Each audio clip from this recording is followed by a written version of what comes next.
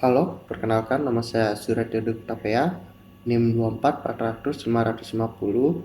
Saya akan menjelaskan sebagai tugas vlog saya yaitu mengenai hak guna bangunan dan hak pakai di atas hak milik. Jadi, apa sih itu hak guna bangunan? Hak guna bangunan atau HGB singkatannya sesuai dengan Undang-Undang Nomor 5 Tahun 1960 atau UU PA Pasal 35 menyatakan hak untuk mendirikan dan punyai bangunan di atas tanah milik negara, tanah hak pengelolaan atau tanah hak milik orang lain dalam jangka waktu tertentu. Jadi, ciri-ciri dari HGB itu adalah pertama, uh, memiliki subjek, yaitu subjeknya warga negara Indonesia dan Badan Hukum Indonesia, dan jangka waktunya itu maksimal 30 tahun, bisa juga diperpanjang 20 tahun dan diperbarui lagi setelahnya. Nah, pas itu ciri yang ketiga memiliki objek, yaitu seperti tanah negara, tanah hak pengelolaan atau HPL singkatannya, dan tanah hak milik. Dan yang keempat adalah hak atas bangunan, itu ciri keempatnya. Jadi hak atas bangunan tuh pemegang HGB berhak memiliki bangunan di atas tanah tersebut, begitu.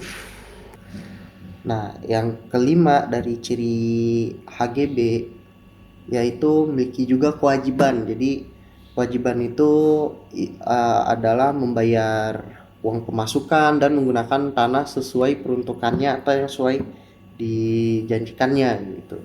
Pas itu yang terakhir terakhir dari ciri-ciri HGB itu adalah ada namanya setelah berakhir. Jadi setelah berakhir itu hak bangunan sudah dihapus dan tanah kembali ke pemilik tanah gitu. Nah, selanjutnya kita bakal bahas hak pakai di atas hak milik. Nah, jadi apa itu hak pakai di atas hak milik? Nah, sesuai dengan UU PA pasal 41, hak untuk menggunakan dan atau memungut hasil dari tanah milik orang lain dengan syarat tertentu, tidak untuk dimiliki.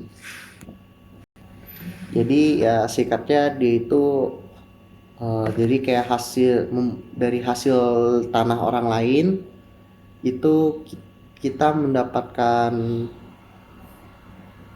bukan mendapatkan apa ya, lebih ke jadi orang menggunakan tanah kita dengan syarat-syarat yang kita ajukan, atau dari kedua belah pihak, kita dan orang yang meminjam tanah kita atau menggunakan tanah kita, tetapi dia tidak bisa memiliki tanah kita secara bersamaan begitu. Nah, ciri-ciri dari hak pakai di atas hak milik itu ciri-cirinya subjeknya warga negara Indonesia, orang asing berkedudukan di Indonesia atau Badan Hukum Indonesia atau badan hukum asing yang punya perwakilan di Indonesia. Itu subjeknya. Pas itu jangka waktu dari hak pakai di atas hak milik itu umumnya biasanya sih 25 tahun. Bisa diperpanjang atau diperbaharui juga. Nah, objeknya apa aja? Objeknya tuh ada tanah milik negara, tanah hak pengelolaan atau tanah hak milik, atau bisa jadi disebut dengan perjanjian notaris dan didaftarkan di BPN gitu. Nah, sifat sifat hak itu salah satu juga tuh ciri-ciri dari hak pakai di atas hak milik. Nah, sifat haknya itu sifat hak tuh lebih lemah dibanding HGB. Dia tuh lebih lemah daripada HGB. Soalnya hanya untuk hak memakai, bukan memiliki bangunan atau tanahnya begitu. Nah, pas itu sisi yang terakhir dia setelah masa berakhir. Jadi kalau berbeda dengan HGB, kalau hak pakai di atas hak milik itu berakhirnya kayak hak pakai dihapus dan tanah beserta bangunan kembali ke pemilik hak milik kecuali ada perjanjian lain. Ya mirip dengan HGB tetapi ada yang berbeda lah sedikit gitu. Nah, jika kita persingkat perbedaannya, nah jadi apa singkat perbedaannya gitu. Jadi secara kita sebut ada 6 aspek yang berbeda. Nah, kalau dari aspek pertama dari dasar hukumnya. Dari dasar hukumnya kita sudah tahu berbeda pasti. HGB sesuai dengan pasal 35 sampai 40 UPA, sedangkan hak pakai di atas hak milik itu pasal 41 sampai 43 UUPA. Nah, aspek yang kedua itu hak atas tanah. Hak atas tanahnya tuh berbeda. Kalau HGB bisa mendirikan dan memiliki bangunan, sedangkan hak pakai di atas hak milik itu cuman menggunakan tanah tanpa hak milik gitu. Nah, terus subjeknya mirip tetapi ada tambahan dari hak pakai di atas hak milik. Nah, kalau di HGB itu bisa WNI sama Badan Hukum Indonesia, sedangkan hak pakai di atas hak milik itu bisa lebih, bisa WNI, WNA atau warga negara asing, dan Badan Hukum Indonesia atau Badan Hukum Asing begitu. Nah, sedangkan jangka waktu mereka sama bisa perpanjang, tetapi bedanya HGB itu ada limit untuk memperpanjangnya begitu. Nah, kalau HGB itu kan bisa 30 tahun, ditambah bisa diperpanjang, tetapi diperpanjang 20 tahun. Sedangkan kalau hak pakai di atas hak milik itu 25 tahun tetapi bisa diperpanjang lagi gitu. Nah, kedudukan bangunan. Kedudukan bangunan itu satu aspek juga. Kalau kedudukan bangunan, kalau HGB itu milik pemegang HGB-nya. Sedangkan hak pakai di atas hak milik itu tergantung perjanjian, sesuai perjanjiannya mereka gitu. Bisa milik dari pemegang hak pakai ataupun sebaliknya gitu. Nah, sedangkan aspek terakhir, tanah kembali ke pemiliknya, itu caranya berbeda seperti yang kita bahas tadi ya. Jadi kalau yang HGB setelah habis masanya itu tanah kembali ke pemilik. Begitulah langsung ke pemilik gitu kalau HGB. Sedangkan kalau hak pakai di atas hak milik itu enggak cuman tanahnya tetapi bangunannya juga kembali ke pemilik hak milik gitu. Jadi hak miliknya kembali ke pemilik itu. Jadi jatuh kita kasih ke, kan kita kalau hak pakai di atas hak milik kan kita ngasih hak seorang untuk memakai tanah kita. Nah, ketika dia sudah menggunakan haknya itu, dia mengembalikan lagi ke kita begitu. Itu hak, kalau itu secara hak pakai di atas hak milik. Nah, pasti kan ada yang akan bertanya gitu kan, kayak terus gimana dengan tanah garapan? Apakah dia jatuhnya hak guna bangunan begitu? Karena mereka membangun rumah di situ di atas tanah negara. Ya itu tergantung status hukum tanah garapannya gitu. Jadi kita bahas dari dasarnya dulu nih, tanah garapan itu apa? Biasanya berarti tanah yang dikuasai atau digarap, diambil seorang tanpa memiliki hak resmi atau bahasa hukumnya bersertifikat, belum bersertifikat hak milik, HGB atau hak pakai dan sebagainya gitu. Biasanya tanah seperti ini tuh tanah negara tetapi belum diberikan hak kepada siapapun, atau tanah orang lain yang dibiarkan telantarkan lalu digarap orang lain. Jadi kayak rumah apa ya? Kayak ada tanah kosong asal bikin rumahnya di situ gitu tanpa ada persetujuan siapapun dan apapun, asal bangun tanpa izin gitu. Jadi itu kesannya tanah garapan bisa disebut rumah ilegal ya. Tapi selama tidak ada pihak yang keberatan dari pemilik tanah atau negara, selama mereka tidak begitu keberatan, ya itu sudah secara mereka sudah secara menyatakan bahwa mereka tidak sudah mengizinkan lah jatuhnya kalau ketika mereka tidak ada keberatan sama sekali gitu. Nah, jadi kalau jadi kalau kalau rumah dibangun tanah garapan tuh singkatnya berarti pemilik rumah tidak otomatis punya HGB, karena kan HGB kan harus diberikan oleh negara atau pemilik tanah melalui penetapan dari sertifikat resmi dari BPN. Jadi rumah di atas tanah garapan tuh nggak punya dasar hak atas tanah. Jadi status bangunannya itu tanpa ada hak tanah yang sah begitu.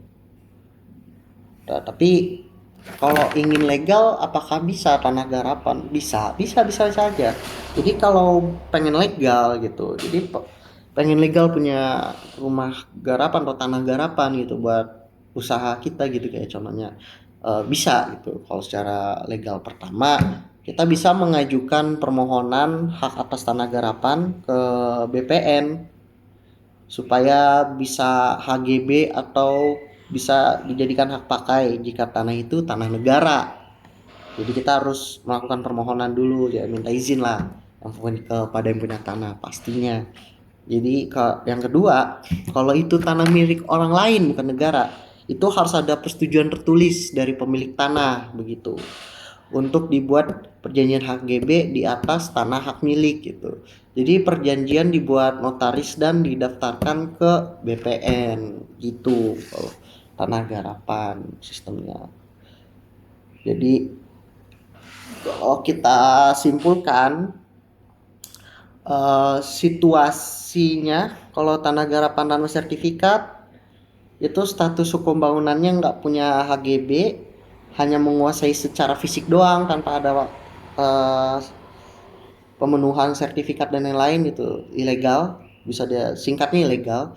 Dan kalau situasi tanah garapan disahkan jadi HGB setelah dapat izin dari BPN, itu baru sah jadi HGB atau hak guna bangunan ya, barulah itu tanah garapan yang sah. Jadi kalau kita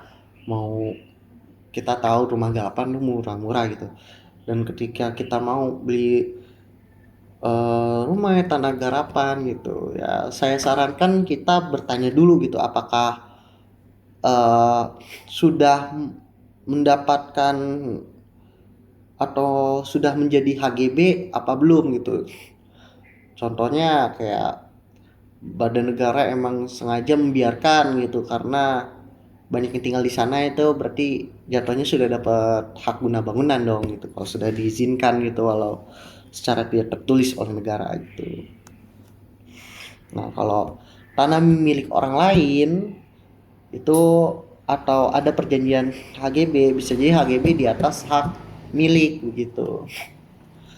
Nah, jadi itu um, apa itu kalau mengenai HGB di atas tanah garapan tuh begitu sistemnya. Nah, setelah itu kalau bukan tanah garapan yang bisa jadi contoh sebagai HGB, terus apa yang bisa jadiin HGB? Nah, yang paling umum aja.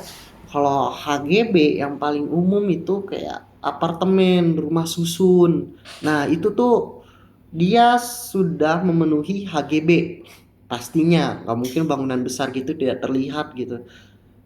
Pasti legal, nggak mungkin ilegal gitu, karena saya sudah dapat hak guna bangunan gitu.